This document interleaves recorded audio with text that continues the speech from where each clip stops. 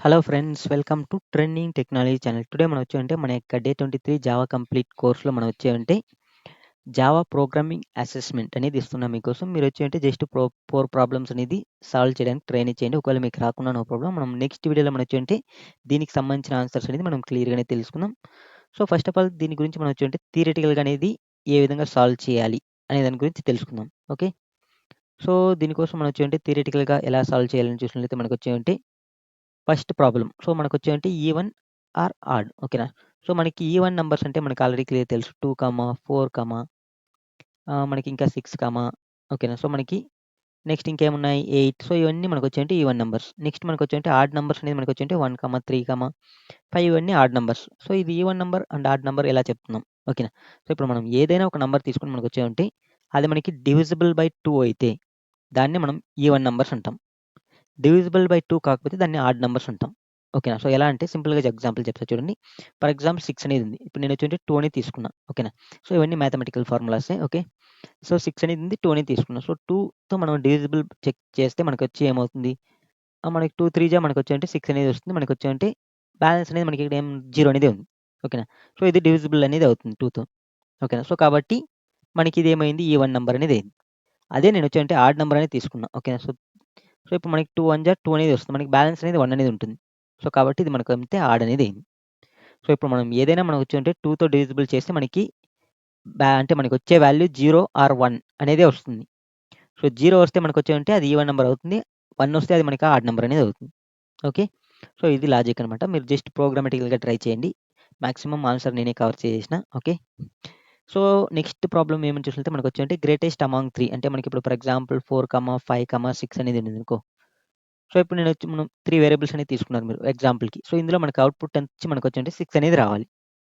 So, ఇది మీరు ప్రోగ్రామాటికల్‌గా find out అనేది చేయాలి. ఏది మనకి 3 నంబర్స్‌లో మనకి ఎందుకంటే నేను ఇప్పుడు ఒకవేళ నెక్స్ట్ మీరిచ్చిన ఈ 3 నంబర్స్ తీసుకున్న దాంట్లో నేనొచ్చేవంటే ఇక్కడ 5, 6, 7 మార్చినా నాకొచ్చేంటే సేమ్ 6 అనేదే రావాలి. ఓకేనా? సో, కాబట్టి మీరు డైరెక్ట్‌గా 6 అనేది బిగ్గెస్ట్ నంబర్ అని ఫైండ్ ఔట్ చేయకుండా ప్రోగ్రామాటికల్‌గా ఫైండ్ ఔట్ అనేది చేయండి. మీకు క్లియర్‌గా అండర్‌స్టాండ్ అనేది అవుతుంది. Okay. Next problem. Next problem ఏమేమి చూసినట్లయితే మనకొచ్చేంటే లీప్ ఇయర్. ఓకేనా? సో, ఈ లీప్ ఇయర్ అనేది ఏం చూస్తుంది మనకొచ్చేంటే ఏదైనా ఒక నంబర్ అనేది మనకొచ్చేంటే డివిజిబుల్ బై 4 అయిందనుకో, దాన్ని మనం మోస్ట్‌లీ లీప్ ఇయర్ అంటాం. ఓకేనా? బట్ ఇక్కడ మనకి సమ్ కండిషన్స్ అనేవి ఉన్నాయి.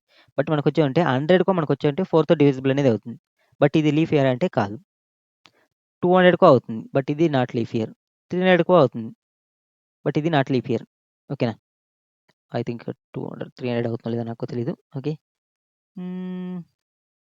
300 ఏసుకున్నట్లయితే మనకొచ్చేవంటే 4, 25, 25, 75 ఓకే. మనకవుతుంది. Okay. Okay. No problem. Okay. Next వచ్చి మనకొచ్చేవంటే 400కో అవుతుంది. బట్ మనకొచ్చేంటే 400 అనేది లీప్ ఇయర్ అంటే యెస్ లీప్ ఇయర్. బట్ ఇవన్నీ మనకొచ్చేంటే లీప్ ఇయర్స్ అనేవి కావు. సో, దీనికి మనకొచ్చేంటే కండిషన్ అనేది మనం ఏం రాయాలి? ఓకేనా?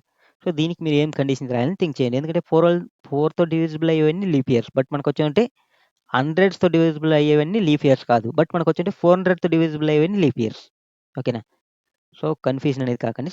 కొంచెం కన్‌ఫ్యూజన్ అనేది ఉంటుంది. జస్ట్ ట్రై చేయండి. రాకున్నా నో ప్రాబ్లమ్. మనం నెక్స్ట్ వీడియోలో క్లియర్‌గా తెలుసుకుందాం. సో, ఇది మీకు లీప్ ఇయర్ అంటే, లీప్ ఇయర్ అంటే మనకి ఆల్రెడీ క్లియర్ తెలుసు. ఎవ్రీ 4 ఇయర్‌కి ఒకసారి మనకొచ్చంటే 1 డే ఎక్కువ ఉంటుంది. అది ఎక్కడంటే ఫిబ్రవరిలో. ఓకేనా? నార్మల్‌గా ఫిబ్రవరిలో 28 డేస్ అనేది ఉంటుంది. నార్మల్‌గా మనకి 4 ఇయర్స్‌కి ఒకసారి మనకి ఫిబ్రవరిలో 29 డేస్ అనేది వస్తుంది. కాబట్టి మనకి ఇయర్‌లీ మనకొచ్చంటే 1 డే ఎక్స్‌ట్రా అనేది వస్తుంది. ఆ 1 డే ఎక్స్‌ట్రా వచ్చే ఇయర్‌ని మనం వచ్చేంటే లీప్ ఇయర్ అని అంటాం. ఓకేనా? సో, ఇది ఎవ్రీ 4 ఇయర్స్‌కి ఒకసారి అనేది రావడం అనేది జరుగుతుంది. ఓకే. సో, నెక్స్ట్ ప్రాబ్లమ్ ఏమని చూసినట్లయితే మనకొచ్చేవంటే given number is divisible by 3 and 5 మనకొచ్చేంటి ఫిజ్ బజ్ అనేది ప్రింట్ చేయాలి. 3 అయితే ఫిజ్, ఓన్లీ 5 అయితే మనకొచ్చేవంటి బజ్. ఓకేనా? సో, ఇప్పుడు మనం ఏదైనా ఒక నంబర్ అనేది తీసుకున్నాం అనుకో. ఫర్ ఎగ్జాంపుల్ నేను 15 అనేది ఎగ్జాంపుల్ తీసుకున్నా.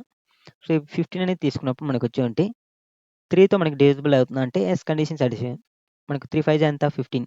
సో, మనకి బ్యాలెన్స్ 0 అనేది మిగులుతుంది. ఒకవేళ నేను 5తో చేసినప్పుడు మనకొచ్చేమంటే 15 అనేది పోతుంది. 3, 15 బ్యాలెన్స్ 0. సో, ఈ 2 కండిషన్ సాటిస్ఫాక్షన్ చేసింది కాబట్టి మనం వచ్చామంటే దీన్ని ఫిజ్ బజ్ అనేది ప్రింట్ చేయాలి. ఒకవేళ నాకు ఈ కండిషన్ సాటిస్ఫాక్షన్ చేయలేదు. ఓకేనా?